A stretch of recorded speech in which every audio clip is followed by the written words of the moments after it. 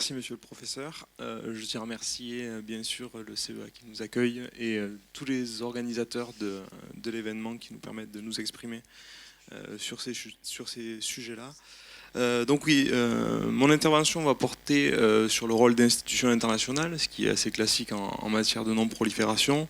Donc je ne reviendrai pas sur le rôle de l'AIEA et autres.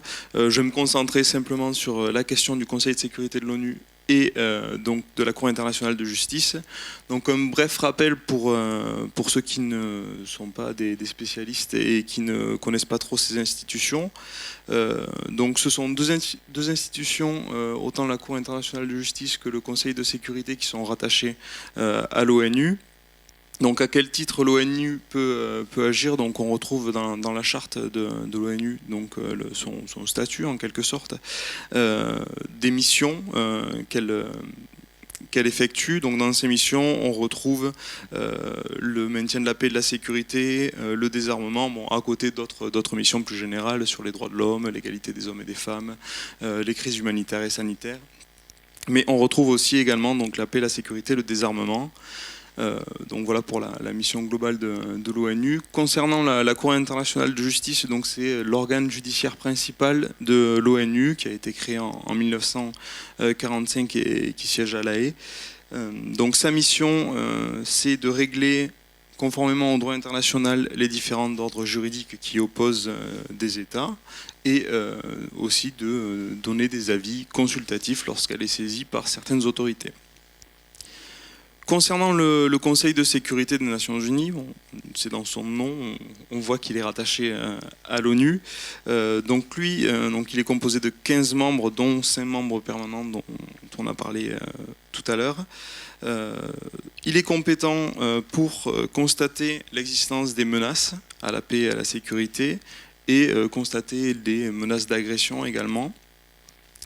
Il a un rôle dans le règlement des différends puisqu'il doit inviter les parties à un différend à le régler par des moyens pacifiques, mais il peut aussi les enjoindre, leur émettre des recommandations pour permettre le règlement de ces différends. Au-delà de ça, il a quand même des missions plus importante et plus visible en termes de sanctions notamment, puisqu'il est doté d'un ensemble d'instruments en matière de sanctions qui vont pouvoir lui permettre de s'adresser à des États pour mettre fin à des atteintes au droit international en général et donc à la question de la non-prolifération pour ce qui nous concerne. Donc je vous propose, plutôt que d'étudier globalement le rôle de chacune de ces institutions, d'étudier quelques cas qui sont à mon sens révélateurs de leur action et qui vont nous permettre de comprendre quel est leur rôle et quelles sont les principales limites du rôle de ces institutions. Je n'aurai pas la prétention d'étudier toutes les limites de leur rôle. Donc tout d'abord concernant la Cour internationale de justice. Donc dans son rôle de règlement des litiges et dans son rôle d'avis qu'elle peut rendre suite à des saisines par certaines autorités, elle peut voir apparaître la question des activités nucléaires et de la non-prolifération dans ces activités. On a une jurisprudence qui s'est établie au fur et à mesure des années. Moi, je vous propose qu'on se pose les questions de la manière la plus simple possible. La première question qu'on peut se poser concernant la non-prolifération, donc je ne prends pas un ordre chronologique, mais un ordre qui est plutôt thématique, c'est la question de a-t-on le droit d'utiliser les armes nucléaires? L'utilisation d'une arme nucléaire est-elle licite? Donc là, je fais référence à des avis qui ont été rendus, donc on était dans les années 90, donc ces avis, suite à des saisines de la Cour internationale de justice par l'Organisation mondiale de la santé, mais également par l'Assemblée générale des Nations unies. Donc deux questions ont été posées. Donc sur ces avis consultatifs rendus en 1996 pour l'année exacte. La question de l'OMS était celle de la licéité de l'emploi de l'arme nucléaire dans le cadre d'un conflit armé. Et celle de l'Assemblée générale des Nations unies était un petit peu plus large puisqu'elle concernait la licéité de la menace et de l'emploi d'armes nucléaires de manière globale. Sur la première question de l'Organisation mondiale de la santé, la Cour ne se prononcera pas sur le fond. Elle ne donnera pas de réponse puisque elle reconnaîtra la requête irrecevable, puisqu'elle considère que le lien qu'il y a entre l'activité principale de l'OMS et la question posée, ce lien est trop ténu. Puisqu'en fait, il n'est pas question, par exemple, comme ça aurait pu être le cas, des conséquences sanitaires de l'utilisation d'une arme nucléaire, mais de la licéité de l'utilisation de l'arme nucléaire. Et elle considère qu'il n'y a pas de lien assez étroit entre cette question et donc l'activité de l'OMS. En revanche, concernant la question de l'Assemblée générale des Nations Unies, on a eu une réponse au fond. Cette réponse est toute en nuances. Je vous propose de vous la présenter en 2 temps. On peut identifier 2 temps à cette réponse, puisqu'on a tout d'abord des considérations plutôt générales sur cette question de la licéité de la menace ou de l'utilisation de l'arme nucléaire. Et ensuite, on a une réponse qui se veut plus directe à cette question. Alors tout d'abord, elle considère, la Cour, qu'il n'existe pas en droit international d'autorisation générale d'utilisation de l'arme nucléaire. On n'a pas d'autorisation qui est donnée par un texte.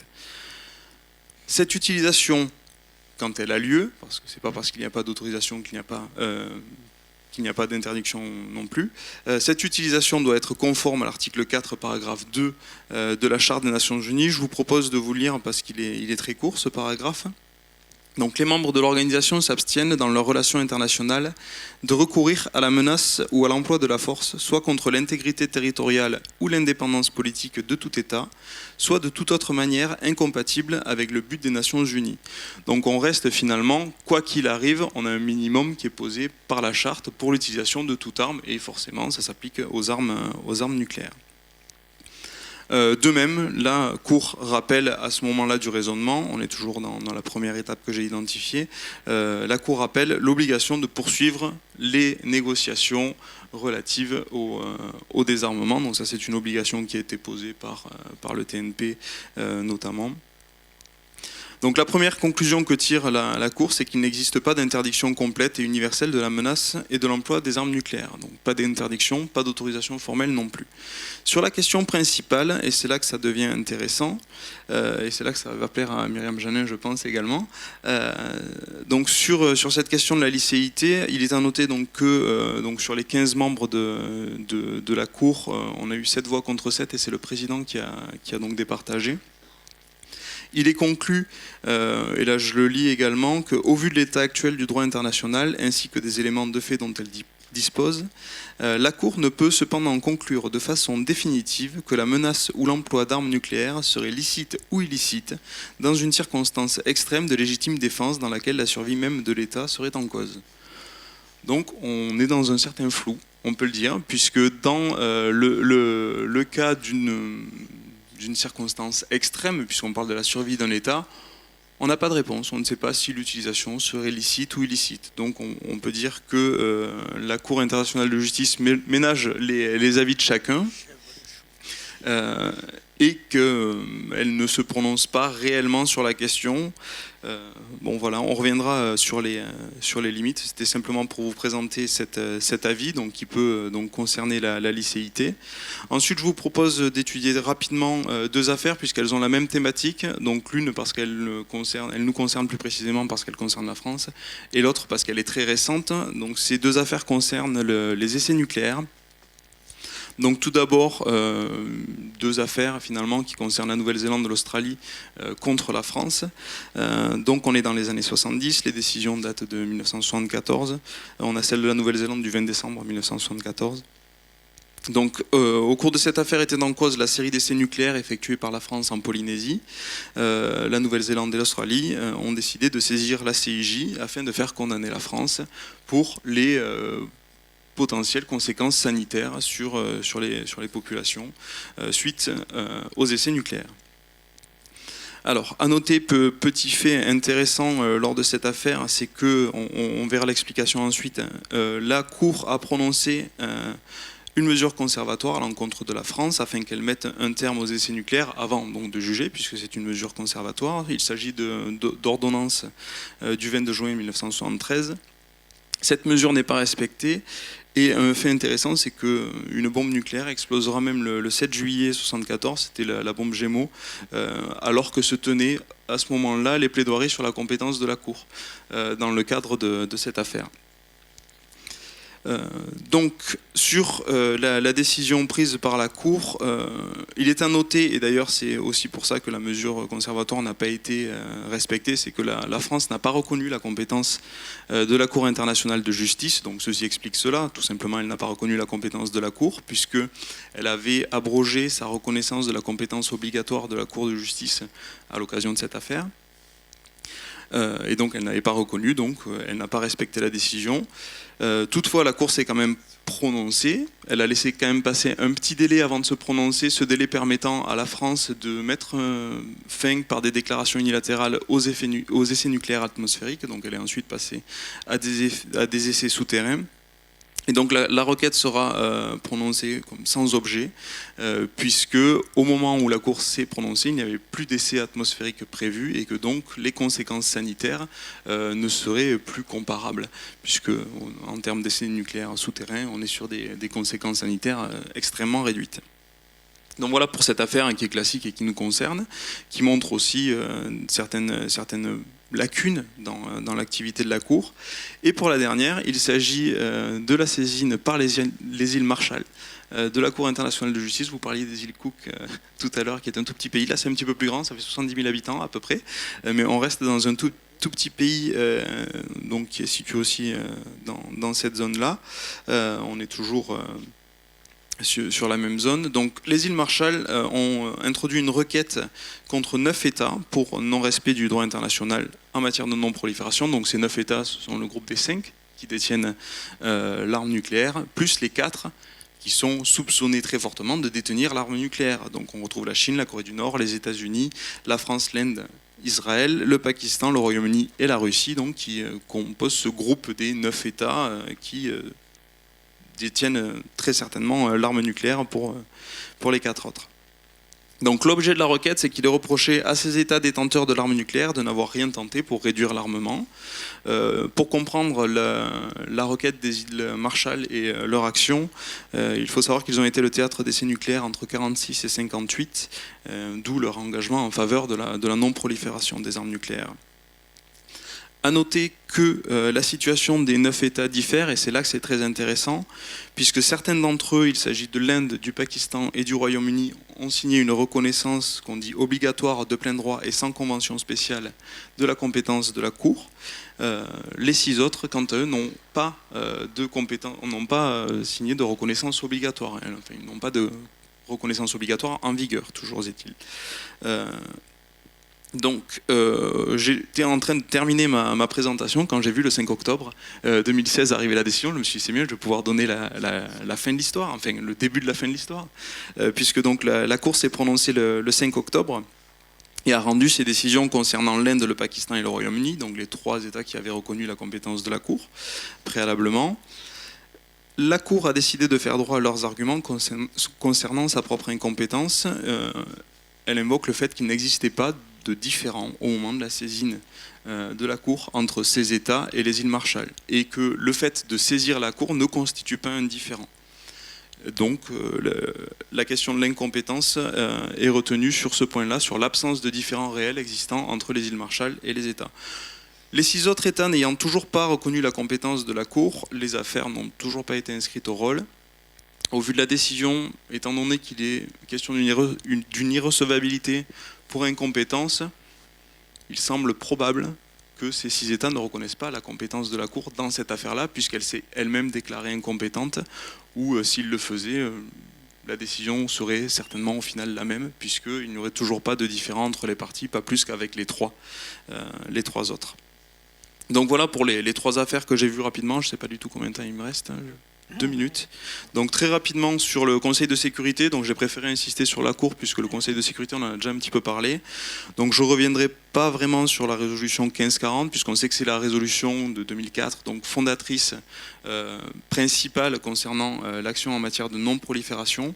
Elle a mis en place un comité spécialisé compétent pour effectuer des rapports sur la situation des États dotés d'armes nucléaires ou cherchant à se doter d'armes nucléaires. Donc c'est un instrument qui est très important. Ensuite, sur les affaires que je voulais aborder, je vais en parler très rapidement, puisque je voulais forcément parler de l'affaire de la situation de l'Irak, donc qui a duré des années 90 aux années 2000 et qui a connu un terme avec l'intervention de l'armée américaine en 2003, donc sous le prétexte de l'intervention suite à l'identification de potentielles armes de destruction massive. Donc là, on a eu un ensemble de résolutions qui n'ont pas été respectées par l'Irak, puisque les visites de contrôle n'ont pas eu lieu, n'ont pas pu se tenir. Ensuite, on a eu l'Inde et le Pakistan qui ont fait l'objet de résolutions en 1998 suite à leurs essais nucléaires. Là également, sur l'effectivité des mesures, c'est difficile de le dire, puisque finalement ces pays ont réussi à se doter d'armes nucléaires. Et ensuite, on a l'Iran, pour qui ça a marché, puisqu'on a eu un traité qui a été signé, et la Corée du Nord, qui là, on est dans un flou également, puisqu'on a finalement peu d'informations et que la situation est compliquée. On a eu encore le 9 septembre un 5e essai nucléaire qui a été condamné par le Conseil de sécurité. Donc rapidement, et j'en terminerai par là, sur les principales limites qu'on peut identifier, qui ne retirent rien à l'utilité de ces organismes, puisque même s'ils connaissent des limites, c'est des organismes qui sont tout à fait essentiels au bon fonctionnement, puisqu'ils ont ne serait-ce qu'un rôle de dénonciation des situations, et ils ont une réelle utilité, notamment le Conseil de sécurité, par ces résolutions qui ont une réelle effectivité, qui se sont révélées utiles dans certains cas. Concernant la Cour, deux limites principales. Tout d'abord, le problème de reconnaissance obligatoire, puisqu'on voit que nombreux sont les États, dans le cadre de la non-prolifération, qui n'ont pas de reconnaissance obligatoire, puisqu'on est sur 6 États sur 9. Donc ça pose un problème, puisque la Cour ne peut pas se prononcer à l'encontre de ces États. Et ensuite, la prudence dont elle fait preuve, notamment dans son avis sur la licéité des armes nucléaires, puisqu'on se retrouve dans un flou juridique où on ne peut pas apprécier les conséquences d'une potentielle utilisation d'une arme nucléaire. Et concernant l'efficacité des résolutions de l'action du Conseil de sécurité, on en a déjà un petit peu parlé.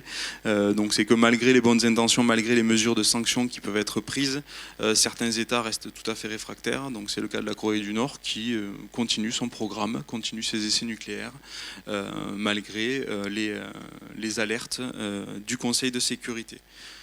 Voilà, bon, j'en terminerai par là, je pense que mon temps est terminé. Je vous remercie pour votre attention.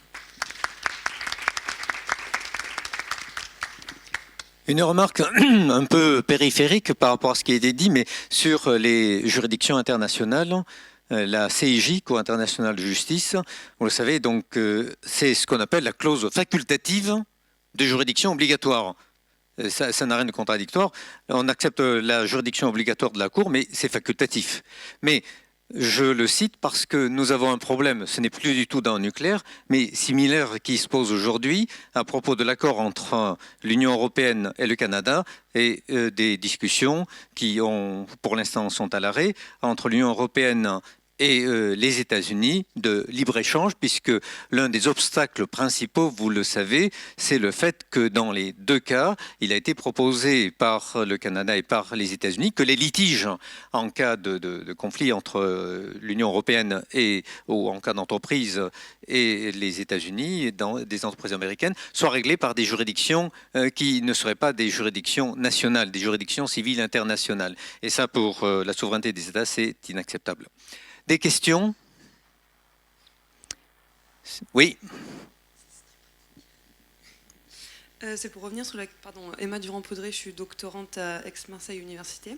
Pour revenir sur la question de l'affaire des îles Marshall, on dit qu'elles sont légitimes parce qu'elles ont expérimenté les essais nucléaires. Et il y a également un rapport qui a été rendu par les Nations Unies sur cette question. Est-ce qu'il y a un autre motif politique derrière cette requête c'est-à-dire, pourquoi précisément en 2014 est-ce que l'affaire aurait été introduite? Est-ce qu'il y a vraiment un motif décisif derrière cette année 2014 Alors, en motif apparent, pas clairement. On a une signature du TNP par les îles Marshall qui est relativement récente, donc ça peut peut-être venir de de cet élément-là. Ensuite, je pense qu'il s'agit d'un moment de contexte et peut-être que c'est une volonté à l'heure actuelle, au vu des négociations qui sont en cours, de pointer aussi l'inaction supposée des États détenteurs de l'arme nucléaire à ce moment précis, puisqu'on rentre, on l'a dit, à l'Assemblée générale des Nations Unies cette année sur des négociations concernant un plus fort désarmement. Donc il y a des éléments de contexte qui font ça, ensuite de raisons politiques précises là-dessus. Il y a deux interventions sur ce point pour vous répondre. Bonjour. Ayant un peu travaillé dessus et ayant rencontré à plusieurs reprises Tony Dobrin, en fait, l'ancien ministre des Affaires étrangères des îles Marshall, effectivement, il y a une forte notion de contexte. Tony Dobrin a vécu les essais nucléaires en fait quand il était enfant et de ce fait a voulu à un moment donné, quand il a eu la possibilité, à la fois en tant que parlementaire, il a toujours supporté cette idée-là et en accédant en fait au poste de ministre des Affaires étrangères, travailler sur cette question-là. Un ensemble d'ONG se sont constitués autour de lui et ont monté en fait un cabinet d'avocats aussi. On réunit un certain nombre de légalistes à travers le monde pour pouvoir travailler, faire les démarches, savoir ce qu'il en était exactement des actions de désarmement réalisées par un certain nombre, par les puissances qui disposent d'armes nucléaires. Donc il y a cet élément de contexte fort, sachant qu'on était aussi dans le contexte de l'initiative humanitaire que j'ai énoncé tout à l'heure. Donc tous ces éléments ont fait que les îles Marshall ont décidé de travailler fortement, sachant qu'il faut bien être conscient que les îles Marshall ont fait l'objet de pressions extrêmement fortes de la part des États-Unis pendant toutes ces années. Les États-Unis ayant un atoll sur les îles Marshall, rétribuant déjà une certaine compensation financière à la fois pour cet atoll qui sert de base de tir et à la fois donnant une compensation économique sur les personnes qui ont été déplacées à la suite des essais nucléaires qui ont été réalisés sur ce territoire.